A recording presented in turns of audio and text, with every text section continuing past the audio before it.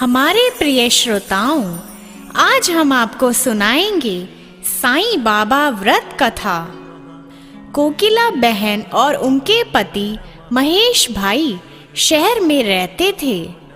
दोनों को एक दूसरे के प्रति प्रेम भाव था, परंतु महेश भाई का स्वभाव झगड़ालू था।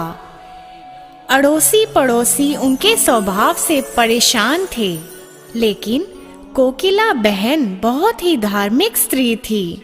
भगवान पर विश्वास रखती और बिना कुछ कहे सब कुछ सह लेती। धीरे धीरे उनके पति का धंधा रोजगार ठप हो गया, कुछ भी कमाई नहीं होती थी। महेश भाई अब दिन भर घर पर ही रहते थे और उन्होंने गलत राह पकड़ लिया था। अब उनका स्वभाव पहले से भी अधिक चिड़चिड़ा हो गया था। दोपहर का समय था। एक वृद्ध महाराज दरवाजे पर आकर खड़े हो गए। उनके चेहरे पर गजब का तेज था। फिर उन्होंने दाल चावल की मांग की। कोकिला बहन ने दाल चावल दिए और दोनों हाथों से उस वृद्ध बाबा को नमस्कार किया। वृद्ध ने कहा, साईं सुखी रखे। कोकिला बहन ने कहा, महाराज सुख किस्मत में नहीं है, और अपने दुखी जीवन का वर्णन किया। महाराज ने श्री साईं के व्रत के बारे में बताया।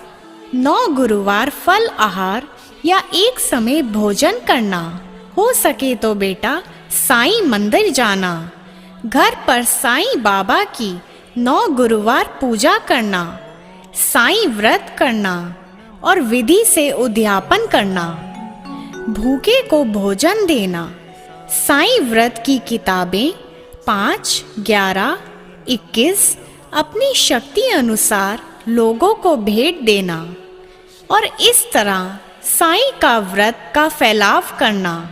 साईं बाबा सबकी मनोकामना पूर्ण करते हैं, लेकिन साईं बाबा पर अटूट श्रद्धा रखनी जरूरी है।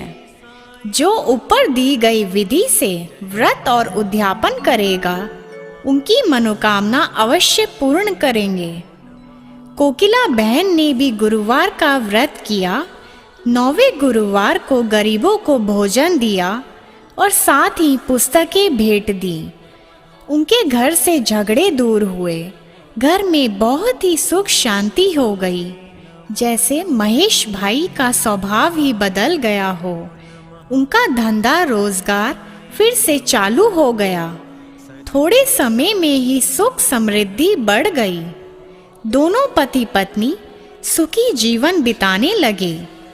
एक दिन कोकिला बहन के जेठ जेठानी सूरत से आए। बातों बातों में उन्होंने बताया कि उनके बच्चे पढ़ाई नहीं करते, परीक्षा में फेल हो गए हैं।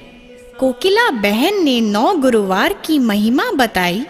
साईं बाबा के भक्ति से बच्चे अच्छी तरह अभ्यास कर पाएंगे, लेकिन इसके लिए साईं बाबा पर विश्वास रखना जरूरी है। साईं सबकी सहायता करते हैं। तो आइए सुनते हैं साईं बाबा की व्रत की विधि। 9 गुरुवार फल आहार करके अथवा एक समय भोजन करके यह व्रत किया जा सकता है, और 9 गुरुवार तक हो सके तो साईं मंदिर के दर्शन के लिए जाने को कहा, और यह कहा कि यह व्रत स्त्री, पुरुष या बच्चे कोई भी कर सकते हैं। 9 गुरुवार साईं फोटो की पूजा करना, फूल, दीपक, अगरबत्ती आदि करके प्रसाद चढ़ाना चाहिए और साईं बाबा का स्मरण करके आरती करनी चाहिए। साईं व्रत कथा, साईं स्मरण और साईं चालीसा का ध्यान करना चाहिए। 9वें गुरुवार को गरीबों को भोजन देना चाहिए।